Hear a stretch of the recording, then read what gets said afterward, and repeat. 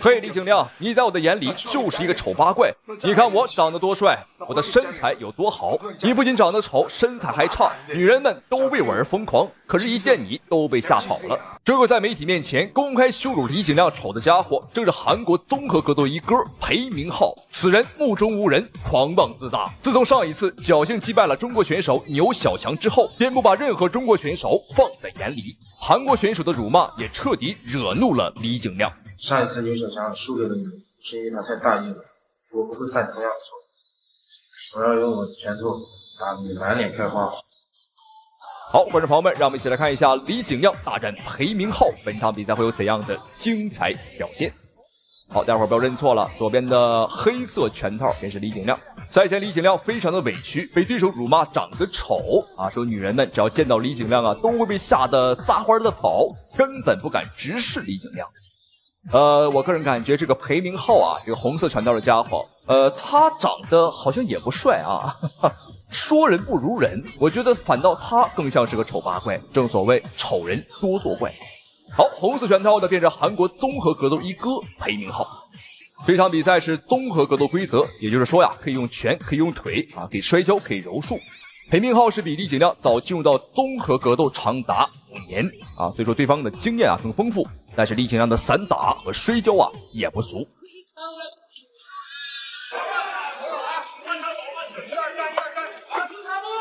作为李景亮来说呢，在第一回合比赛刚开始啊，也一定要沉住气，不要贸然出击，因为这个作为裴明浩号称狼人呢，他也是非常的聪明和狡猾的。在参赛的方面呢，是裴明浩的经验呢是略微比李景亮呢是多了一点，但是这场比赛呢鹿死谁手还不一定，李景亮寻求地面的抱摔。现在两个人在边绳附近僵持住了，李景亮单抱腿看能不能把裴明浩摔倒在地。李景亮又是紧紧抱住了裴明浩的上身，看摔法能不能奏效。在技术方面呢，以及战术方面，李景亮受到了全天下的主教练、传奇巴西柔术大师朱毅教练的指导。我们看李景亮在双方内围缠斗的过程当中呢，完全不输对手。因为来自于新疆塔城的李景亮啊，12岁便开始练习摔跤，而且从小干农活，所以说呢，爆发力、持久力、耐力啊，通通都有啊。摔跤也是他的强项。最开始他是打算进入到国家队摔跤，但是后来呢，因为一些变故啊，转战到了散打，又后来啊，因为一些小变故转战到了这个综合格斗。好，现在李景亮是在内侧被裴明浩压制在笼边。一定要小心这个家伙咬耳朵，因为这个裴明浩呢，他是韩国人啊，一定要护好我们的耳朵还有裆部。你搞不清这个韩国选手啊，什么时候就耍一些个卑鄙手段。投诉说李景亮抓绳子了。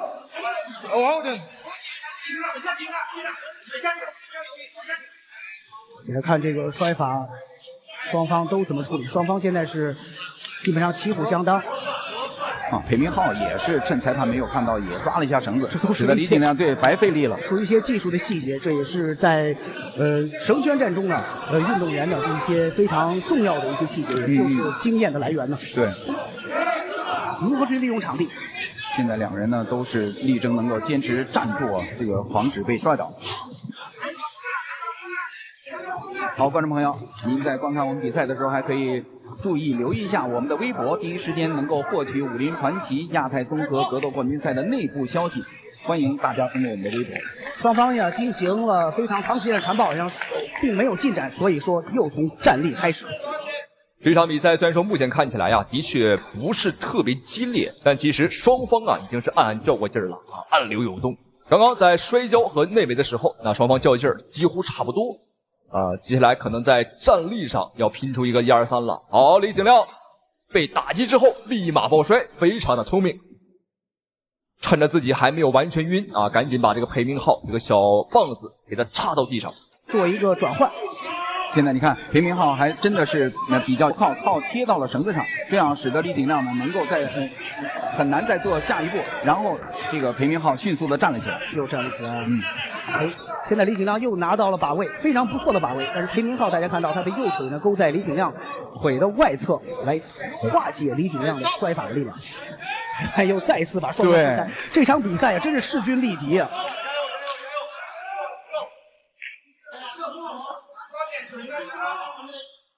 在形成相持的这样的状态。腿探路。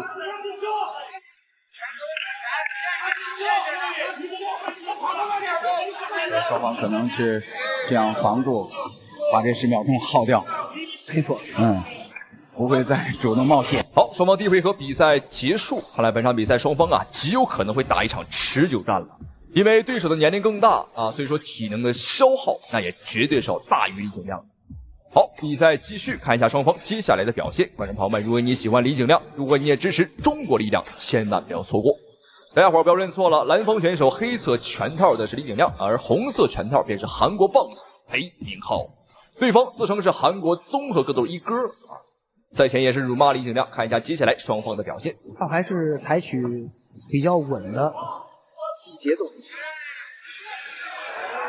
一个站立的袭击，并没有给李景亮造成太大的影响。其实，在第3回合的比赛里面，看谁能够战机抓得更好，而且能够把握得更紧。对，这个也就是可能发生的事情。李景亮前扫踢。今天作为李景亮来说，从体力的准备还是很充分的啊。对，他体力是非常充分。比赛到了这个时候，双方的战况呢还是有点焦灼。这就是高手过招，见招拆招，而且都知道啊，彼此都有终结能力，所以说都很小心，都很谨慎。啊，你看都是假动作啊，都是假动作，很少真正意义上俩人站在一块儿去换拳，或者说拼一波。看一下李景亮要不要考虑拼一拼？再这么打下去的话，我们可是客场作战啊，这是很危险的，因为裁判也都是，哎呦。这个裴明浩很喜欢打一些跳拳啊，一些个奇怪的招式，一定要小心。对于李景亮的下前抱摔呢，这个裴明浩今天也是准备的很充分。已经过去了将近2分钟的时间，刚刚李景亮想下潜，但是被裴明浩一个环绕步化解开了。双方现在一直是在斗心，一个单抱腿看有没有，但是裴明浩拿到了一个断头台的把位。这裴明浩又是先往后退，哎呀，倒！但是李景亮头被锁住了。还好，只是半个把位。刚才这一记摔法很可能为李景亮奠定肯定为李景亮奠定了一个胜利的基础。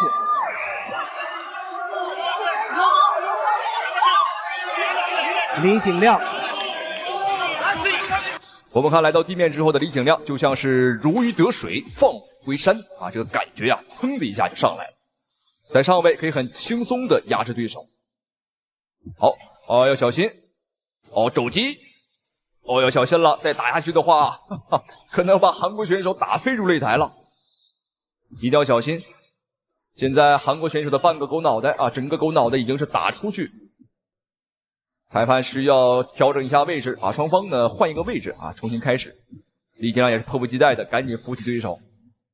我们不是讲礼貌，而是迫不及待的想揍他。裴明浩在下位开始制造空间。你看裴明浩，还要明显的对，往边上靠，非常小心的。现在是一个欧普拉塔的锁肩，但这个李景亮怎么处理呢？这是一个转换的一个动作，这是一个锁肩的一个动作，但不知道李景亮怎么处理。应该逃脱出来。还有1分45秒，比赛结束。跑出来了，非常好，非常不错。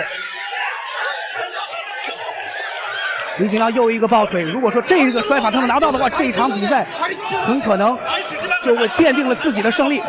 比赛还有最后1分半的时间，这个裴明浩是叫天天不应，叫地地不灵啊。李景亮就像一头奔跑的野牛啊，对方的这个裴明浩啊，只能是被死死的顶在笼边。这样一来的话，对方想逃那是不可能了。而且李景亮的这个胶感呢很强。什么是胶感啊？胶感就是可以轻松的粘住一个人，无论你去哪儿，我都可以轻松的粘着你。好难题了，这个对，真的是遇到难题了。好的，太漂亮了，漂亮！这个摔法，但是呢，裴明浩却拿到了一个半拿背的位置。还有50秒，比赛结束，李景亮能否逃脱这个拿背呢？还是说裴明浩能够改善自己的姿势，拿到更好的姿势呢？谁能获得金腰带，就看这最后的30秒时间。但是这个拿背呢，对裴明浩是非常不利，他属于半拿背，而且是李景亮的手呢是干扰着他做更多的动作。李景亮，双方的比赛还有最后的20秒钟，这个战况的确太焦灼了。李景亮现在是被裴明浩拿到了后背，但是并不完全，我们也没什么危险。李景亮还在挑衅对手，我们看，哟，飞吻，哈哈，抛媚眼飞吻。李景亮在嘲讽这个裴明浩。好，比赛结束。那这场比赛最终的话是没有产生 KO 啊，但是我觉得整个局面上来看，李景亮的优势绝对是不小的。我们来看一下最终的判罚。好，最终一致判定，让我们恭喜李景亮获得了胜利，他们两个也是非常的开心。好，咱们下期视频再见。尹昌敏，你给我等着！你肯定会被我 KO。这个在擂台上频频挑衅对手的家伙，就是韩国选手尹昌敏。他被称为韩国男模拳王，自己也认为是搏击擂台第一帅哥。他之所以敢如此肆意挑衅对手，正是因为他目前有着100%的胜率，5战5胜，4场 KO， 1场降服。擂台上风格多变，拳法诡异刁钻，下手也极其残忍。在一场比赛中，裸脚降服了中国选手马嘉文，便越发猖獗，不把中国人放在眼里。赛前在得知下一个对手是中国选手唐凯之后，竟然当众放肆狂言。말 잘 들으면 KO, 말 안 들으면 15분 동안 내내 괴롭힐 겁니다. 而唐凯也毫不留情，当即回怼。尹昌敏，你给我等着！你肯定会被我 KO。好，我们注意看，身着泡菜红裤衩的选手，他便是韩国男模拳王尹昌敏。注意看这个家伙，一脸的神气，很自信，很嚣张。正所谓，男人要想混得好，头发必须向后倒。但是今天呢，他的头发向后倒，我猜他肯定睡得早。好，自称是男模拳王，赛前更是表示不认识唐凯，并且狂言，如果唐凯很弱，他会 KO 唐凯；但如果唐凯很强，他会折磨唐凯15分钟。好，再注意看眼前的帅哥，便是我们的中国 KO 男神，来自湖南的唐凯。实际上这场比赛唐凯并没有打算接，因为对方的排名还没有到世界前10，而唐凯已经是世界前5了。而又听到对方赛前那么嚣张，说不认识自己，那唐凯的小脾气这个湖南汉子的小脾气瞬间上来，并且当即表示：尹昌敏，你给我等着，我必须要 KO 你。好，双方比赛开，我会让你看到中国人是怎么样打比赛。我们可以倒，但是我们不能怂。我们不会害怕，我们可以为了我们的家人，为了我们的孩子，牺牲我们自己。究竟是什么原因让中国选手吕凯如此的愤怒？还不是因为在赛前的发布会现场，外国选手实在太嚣张，对峙环节竟然把拳头怼到中国选手的脸上，比赛时的发言更是令无数中国人感到愤怒。中国的病夫给我听好了，我是哈萨克斯坦的勇士，明天上了擂台，你会输得很难看。中国人只会当我的垫脚石，你绝不可能战胜我。好，观众朋友们，视频当中正在出场的选手便是来自于塔吉克斯坦的雄鹰阿索利然·哈斯克特，短袖再配上狗皮帽子不知道他过的是冬天还是夏天。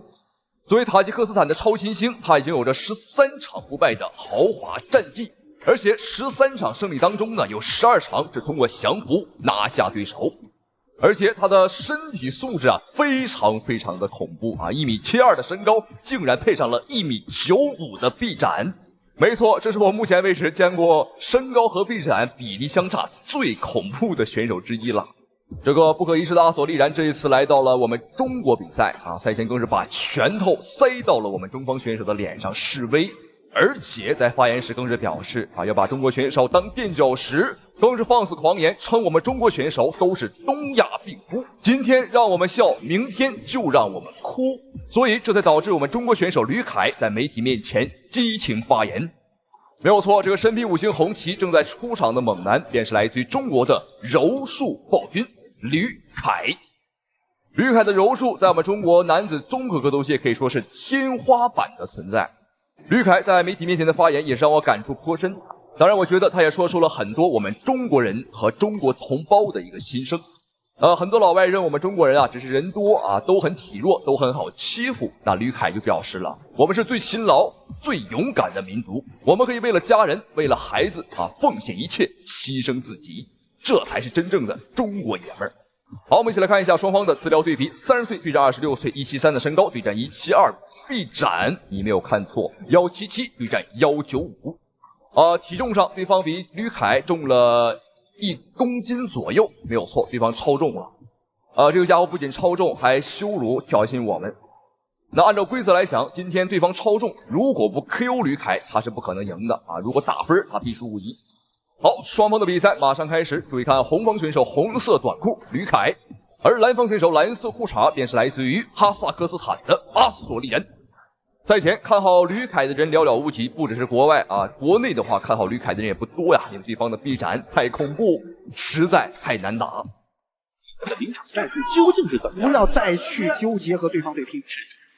看到他曾经说过，我不打人叫做抱单腿，他竟然一开始就抱了阿索利然的单腿。风格上来说的话，他要用阿索利然打法来打阿索利然。柔道对摔跤嘛，是的。柔道暴君是否能够让我们见识一下？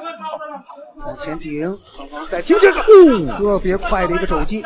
两名选手都是缠抱类型的高手，对方的话是摔跤更强，而吕凯的话是柔术更强。是毋庸置疑的，就是吕凯从来不打无聊的比赛。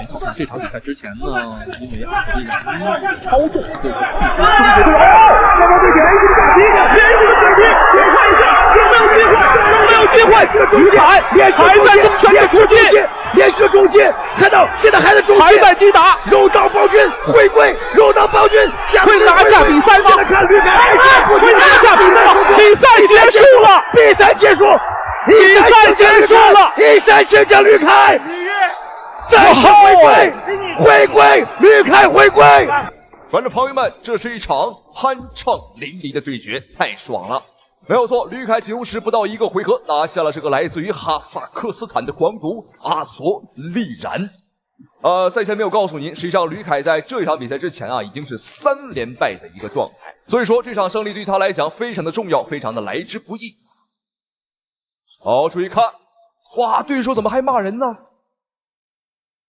很明显，对方的选手表示自己输了不服，没见过这样的啊！赛前挑衅，结果输了还输不起，玩不起的。